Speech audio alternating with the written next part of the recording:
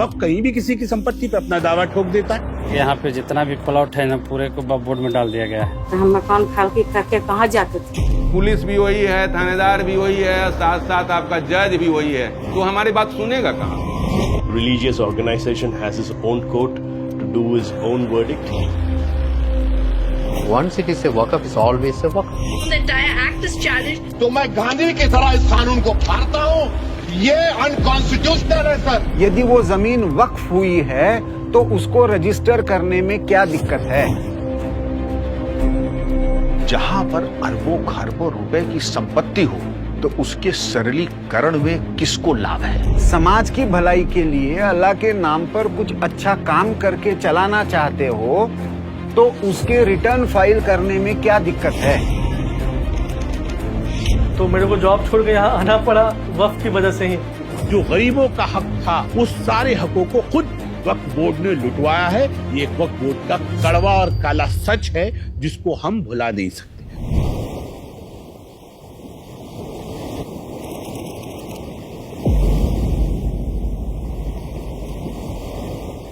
भारत ने कई आक्रमण देखे, लेकिन उनमें से एक आक्रमण ऐसा था जिसने आज के भारत की संरचना को गहराई से प्रभावित किया। वो था मोहम्मद गोरी का आक्रमण। 1175 में गोरी ने मुल्तान पर कब्जा किया और 1185 में पहली बार 2 गांव मस्जिद के लिए दान यानी वक्फ किए गए। ये सिलसिला 1947 तक भारत में चलता रहा। जब भारत आजाद हुआ 1954 में वक्फ कानून लाया गया। फिर 1995 में इस कानून को और सख्त किया गया और वक्फ बोर्ड को ज्यादा ताकत दी गई और यहीं से तस्वीर बदलने लगी। दावा तो ये था कि वक्फ बनाया गया था गरीब मुसलमानों की मदद के लिए, लेकिन आज जो कानून उनके हक के लिए बनाया गया था वही उनके शोषण का हथियार बन गया है। वक्फ को 1400 साल पहले मेरे नबी मोहम्मद रसूलुल्लाह सल्लल्लाहु अलैहि वसल्लम उन्होंने एक बाग को खरीदा और बाग खरीदने के बाद उस बाग को वक्फ किया। वक्फ कहते हैं दान को।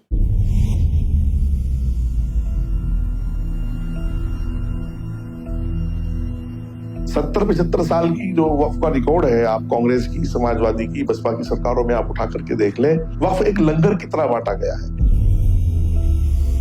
कहते हैं वक्फ बिक नहीं सकता। वक्फ की संपत्तियों को खुर्द-बुर्द किया गया। कागजों पे वक्फ संपत्ति बेची जाती है, कोई बेच के दूसरे को चला गया, दूसरे ने तीसरे को बेच दी। तो ये क्या बात है? 90% सिस्टम जो वक्फ का शरई एतबार से होना चाहिए था वो पूरी तरह से कोलैप्स कर गया है। नागरिक ग्रीवेंसेस लेकर कहां जाएंगे? जिसकी भूमि हड़प कर ली गई वो कहां जाएगा?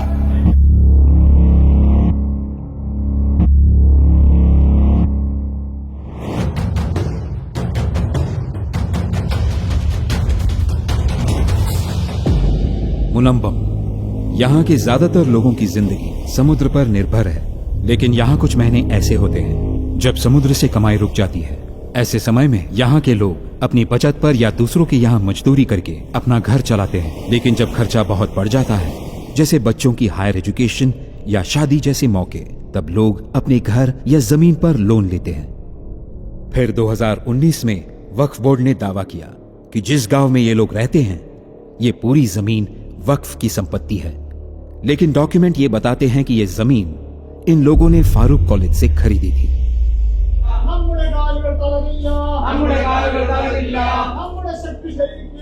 जमीन से जुड़े सारे सरकारी डॉक्यूमेंट्स मौजूद हैं, पर अब वो सब अमान्य है। This place which has been affected by the Waqf board, let's say around almost 3,000 people are staying here. From 1990 to 94, people with their little money, they bought 10 cents, 15 cents, 20 cents of property. And they bought and then they built their houses and everything. 610 families are directly affected. Apart from that, another 300-400 families has been affected. The documents all have become invalid. Those children who want to go for higher studies, they cannot go for it, and you cannot get a possession certificate or any revenue certificate for any government purposes. You are not able to get anything.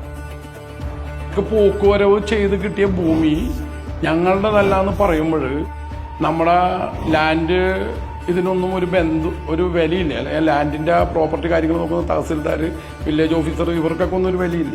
We say it's a democracy, world's biggest democracy, and another religious organization has its own court to do his own verdict. When we contacted the advocates, they said once it is a waqf, it's always a waqf. ഈ വിവരം അറിഞ്ഞു കഴിഞ്ഞപ്പോൾ തന്നെ ഞാൻ ആത്മഹത്യ ചെയ്യാൻ വേണ്ടി തന്നെയാണ് വന്നത്. ഞാൻ റോപ്പ് മേടിച്ചിട്ടാണ് വന്നത്.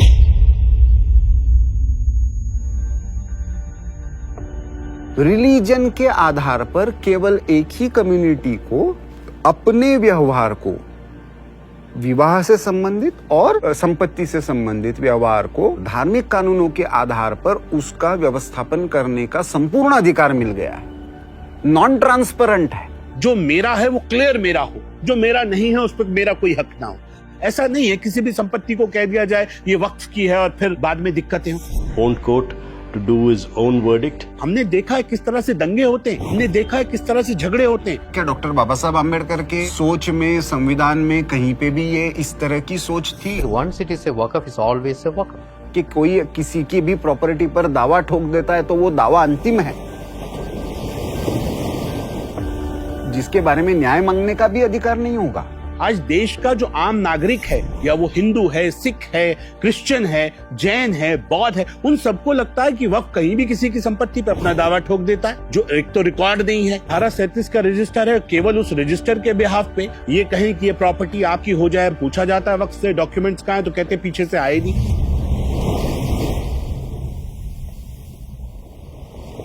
वक्फ assets management system of India, वामसी, इस पोर्टल पर सारे वक्फ की प्रॉपर्टीज और उनका रजिस्ट्रेशन होना ये अपेक्षित है. 8,72,000 प्रॉपर्टीज रजिस्टर्ड हैं.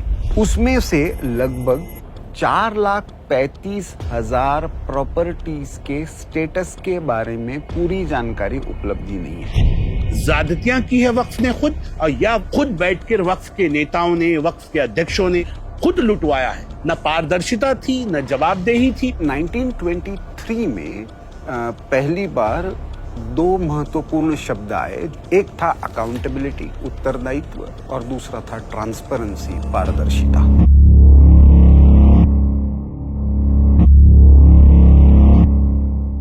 बिहार की राजधानी पटना. इस पटना में इतिहास के साये में एक और कहानी चल रही है. जो लोग 70-80 सालों से अपने घरों में रह रहे हैं, जिनके पास जमीन की रजिस्ट्री है, बिक्री पत्र है, ये लोग कोई बड़े जमींदार नहीं हैं, दिहाड़ी मजदूर हैं, छोटे कामगार हैं. लेकिन फिर एक दिन अचानक सरकारी कागज पर एक मोहर लगती है और इन मासूम लोगों को बताया जाता है कि अब ये घर तुम्हारा नहीं है. पता चला कि यहाँ पे जितना भी प्लॉट है ना, पूरे को बोर्ड में डाल दिया गया है. इस मकान में जितना ईंट लगा हुआ हूँ मैंने टच करके अपने से धो दिया, से सजाया, मैंने धो के रखा, मिस्त्री को दिया. एक एक ईंट हमसे जुड़ा हुआ है. बहुत मेहनत का कमाई हुआ, ट्यूशन पढ़ा करके 2 पैसा बचा करके हम लोग घर बनाए. हम लोग बचपन से यहीं पे रहे हैं, खेले हैं बाहर, पापा को भी यहीं पे काम करते हुए देखे हैं. लगातार 1952 से लेकर आज तक जो रसीद हम कटता आ रहा है, मतलब पोजीशन का जो रसीद हम सरकार को दे रहे हैं, वो सारा डॉक्यूमेंट्स मेरे पास है. जमीन हम लोग का है. लोगों से बात किए थे, कहे तो खतियान नहीं, हम लोग तो खतियान है, हमारे पास डीड है, सब कुछ है. तो कैसे जबरदस्ती उन्होंने बस एक खोखला दलील बना के कि जमीन वक्फ बोर्ड का है, मेरे ऊपर केस कर दिया. किसी जमीन पर वह कह देगा कि मेरा है तो आपको प्रूफ करना उसी के यहाँ. माने पुलिस भी वही है, थानेदार भी वही है, साथ साथ आपका जज भी वही है, तो हमारी बात सुनेगा कहां से? वक्फ बोर्ड से मैंने आरटीआई के द्वारा मांगा कागजात दीजिए कि आप किस आधार पर कह रहे हैं कि मेरा जमीन है. तो उन्होंने डॉक्यूमेंट देने में आनाकानी की. और पता चला कि एक्ट ऐसा बनाया हुआ है कि किसी के जमीन को वो मतलब अपना रजिस्टर में दाखिल कर लिया तो वो जमीन का कोई कागज वो नहीं दिखाएगा. दान दिया होता तो हाई कोर्ट में जब केस चला तो आप कोई कागज लगाया नहीं, सिर्फ एक्ट का हवाला दिया कि मेरा एक्ट है, वक्फ बोर्ड का एक्ट है, इसके तहत ये मेरा जमीन है. ये ऐसा कहीं होता है. तो मेरे को जॉब छोड़ के यहाँ आना पड़ा वक्फ की वजह से ही, क्योंकि मेरे घर में केस देखने वाला कोई है नहीं. आपका ज़मीन रहता है जहाँ पे आप जा कर के कब्जा कीजिए, किसी आम पब्लिक को, किसी कमाने खाने वाले व्यक्ति को आप परेशान न करें। आपके पास ऑथेंटिक प्रूफ है कि नहीं ये मेरा ज़मीन है, तब उस पर आप कार्रवाई कर सकते हैं। 50 साल से जो रह रहा है वो तो दिख रहा है, वहां पे रह रहा है, उसके पास कुछ डॉक्यूमेंट्स है, कुछ लिखा हुआ है। वही डॉक्यूमेंट क्या वक्फ बोर्ड के पास है क्या? दूसरे की संपत्ति पे निगाह ना रखें, हम अपनी संपत्ति को पारदर्शिता के साथ लोगों के सामने रखें। इस्लाम में तो ट्रांसपेरेंसी है, और जो काम खुदा के लिए किया जाए उसमें भी अगर गड़बड़ियां होंगी तो फिर कहां खुदा के लिए रह गया।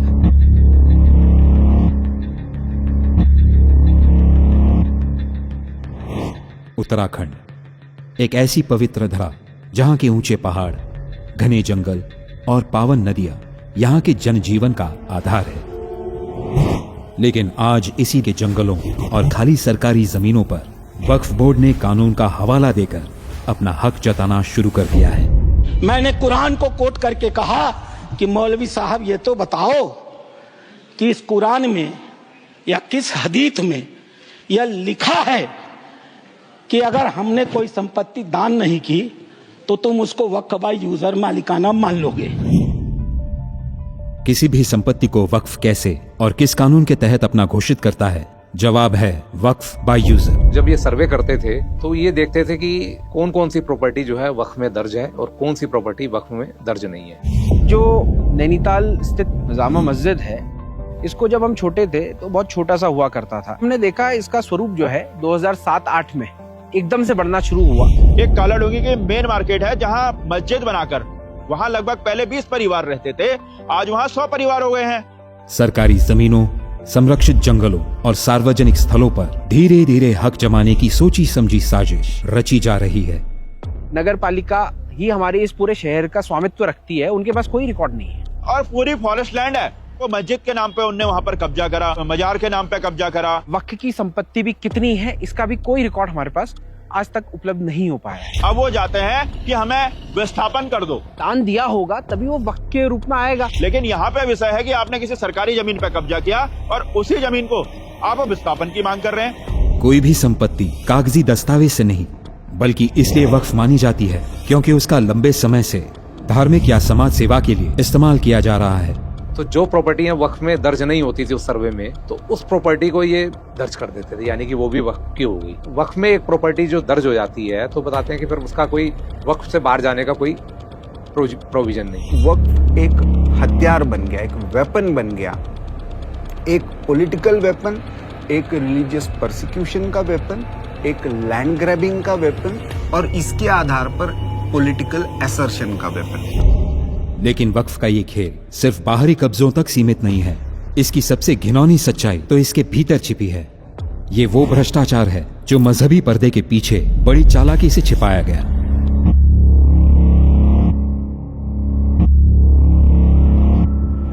तो वक्फ में चोरी का बहुत सिंपल तरीका, वक्फ केस हारने के पैसे लेता है। जो वक्फ बोर्ड के अधिकारी हैं, वक्फ बोर्ड के कर्मचारी हैं या वक्फ बोर्ड के अध्यक्ष हैं, इनको मालूम होता है कि कौन सा केस हारना है, किसी से अपनी संपत्ति पे कब्जा कराना है। एक विश्व प्रसिद्ध दरगाह है हमारे यहाँ हरिद्वार के अंदर, रुड़की है, पीरान कलियर, उसकी कई सौ बीघा जमीन होती थी। उसका एक वक्फनामा था। वक्फ बोर्ड ने सिटिंग गेटिंग करके जो मुतवल्ली थे उन्होंने वक्फनामा गायब कर दिया कि वो केस वक्फ बोर्ड उनसे हारता है कागजों के अभाव में। सिविल सूट जहां सालों साल चलता है, वहीं वक्फ बोर्ड साल भर के अंदर, 2 साल के अंदर सारे केसेस हार के सामने वाले को मालिक बना देता है। केवल इस्लाम के लिए नहीं, किसी भी धर्म के लिए इससे बड़ा पाप नहीं हो सकता कि धर्म पे नाम पर ली हुई संपत्ति में भ्रष्टाचार हो। सांसद महोदय, कांग्रेस के वरिष्ठ नेता अकबर अहमद डंपी नैनीताल में अपना रिसोर्ट बनाया वक्फ की संपत्ति पर। ये करप्शन कांग्रेस और मुस्लिम संगठनों ने मिलकर के किया है। कांग्रेस के एक और सांसद रहे सईदुज्जमा, मुजफ्फरनगर से सांसद रहे, उनसे पूछे कहां से वो मालिक बन गए। जहां रेलवे के साथ वक्फ बोर्ड का झगड़ा है, जहां और दूसरे लोगों के साथ है, तकरीबन पूरे देश में 40,000 के आसपास केसेस जो है वो कोर्ट में पेंडिंग है वक्फ बोर्ड की। उनमें 10,000 तो बेचारा मुसलमान ही है जिसके लिए वो दान किया गया था।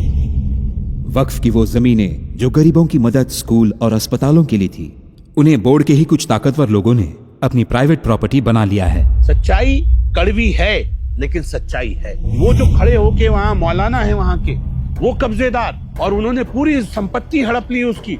जो गरीबों का हक था, उस सारे हकों को खुद वक्फ बोर्ड ने लुटवाया है। ये एक वक्फ बोर्ड का कड़वा और काला सच है जिसको हम भुला नहीं सकते। सिर्फ केरलम, बिहार और उत्तराखंड ही नहीं, पूरे भारत में वक्फ ने क्लियर रजिस्टर्ड रिकॉर्ड्स ना होते हुए भी आम लोगों के घर और जमीन पर क्लेम किए हैं। देश में नहीं, दुनिया में किसी को अधिकार नहीं होगा कि जो ब्रिटिश एक्वायर करके कंपनसेशन दे गए हो, उसको 57 सालों के बाद वक्फ बोर्ड कह दे ये वक्फ की जमीन है। एक लोकतांत्रिक संविधान, ये जब व्यवस्था आई तो उसके पीछे सबसे पहली सोच क्या थी? जो कानून का अमल करने वाला है और उस कानून के अमल के आधार पर इंसाफ करने वाला है, ये एक ही नहीं हो सकते, ये अलग अलग होने चाहिए, जिसको बाबा साहब आम्बेडकर ने separation and balance of power कहा था। कर्नाटक में 53 ऐतिहासिक स्मारकों को वक्फ संपत्ति घोषित कर दिया है। वक्फ ये कॉन्सेप्ट ही नहीं था कि किसी की दूसरे की जमीनों को आप अपना बता दे। मैं इस्लामिक देशों का नाम पढ़ूंगा जहां वक्त का वजूद नहीं है। तुर्की में नहीं है, लीबिया में नहीं है, इजिप्ट में नहीं है, सूडान में नहीं है, लेबनान में नहीं है, सीरिया में नहीं है, जॉर्डन में नहीं है, तुनीसिया में नहीं है, इराक में नहीं है, भारतवर्ष में वक्फ बोर्ड है। हम हिंदू, मुसलमान, मुस्लिम, नॉन मुस्लिम नहीं हैं, हम पहले भारतीय हैं। भारत सेक्युलर है क्योंकि भारत की सभ्यता हमेशा से सारे धर्मों का, सारे पंथों का, सारे मजहबों का हम स्वीकार करते हैं। हम मानते हैं कि सारे रास्ते सच्चे हैं। जहाँ हजरत मोहम्मद साहब कहते हैं एक भी पैसा दो तो लिखित दो, और तुम कहते हो कि तुम्हारे पास ये सारी संपत्तियां हैं जिसका कोई लिखित रिकॉर्ड नहीं है। लोगों के पास घर और जमीन के सालों पुराने पक्के कागज मौजूद हैं, फिर भी वक्फ बोर्ड के सामने ये आम नागरिक खुद को बेबस और लाचार महसूस करते हैं। अपना जमीन हो के कोई दूसरा कोई छीन लेगा, हम लोग कभी नहीं सोचे थे। वक्फ बोर्ड हमको हर बार मतलब तंग कर रहा है।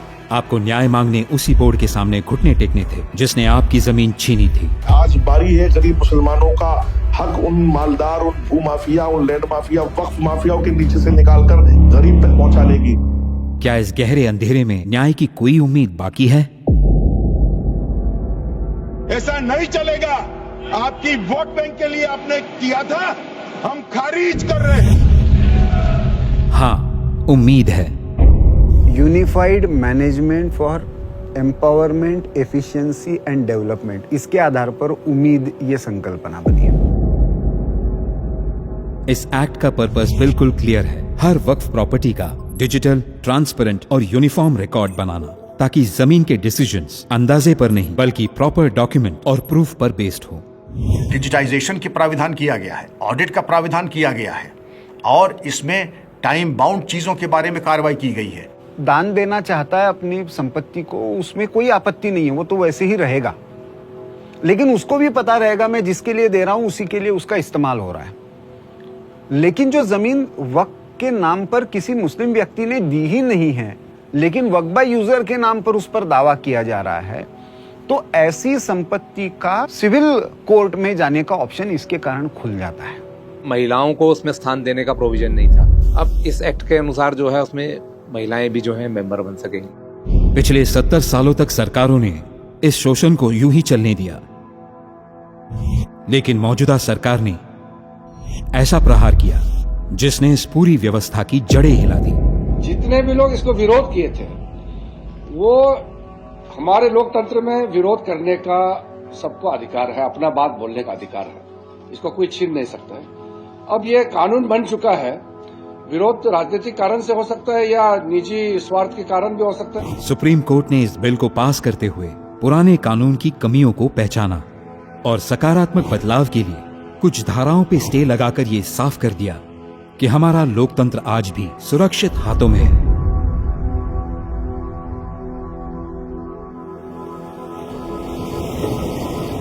Today we are in the 21st century. It's true that every religion has its own rules, its own faith, and we need to respect it. But when we live together as a secular country, We need to grow in our thinking and also in our vision.